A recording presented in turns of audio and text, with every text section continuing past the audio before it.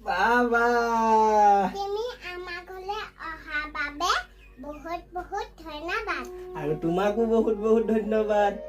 তুমি যে ইমান অকমানি বয়সতে ইমানখিনি কাম কৰি আছা দেই। মোৰ ভাল পানো কি দিম বিহু বুলি মোৰ ভাল পাতো দিছো দেই। Thank you. ৱেলকাম। এতিয়া মাহলৈ যাব লাগিব। মোৰ পাপা মা আৰু বা দাদাৰ লগত যাম। সঁচাকে নে? সঁচাকে যাবা? উম। পাপা অলপ পিছত আমাৰ ঘৰলৈ যাব বোলে। অ মা যাব নে? মা যাব। মা এতিয়াই যাব। বিহু নাচিবই লাগিব তাৰপিছত মোৰ লগত হ'ব। মই ঢোল বজাম। হ'ব। মই ঢোল লৈ যাম। এজন আমাৰ চুঙাজনৰ দাইৰাই।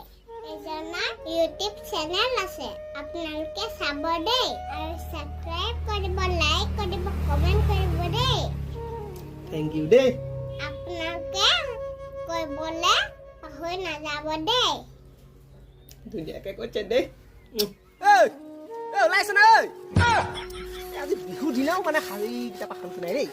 বিহাৰী মালিকে চব চেষ্টা কৰি পেলাইছে। যিনোবা হাজিৰা কৰিবলৈ যাব আৰু এইটো ইমান দেৰি কৰি আছে। আহিছ নাই তই?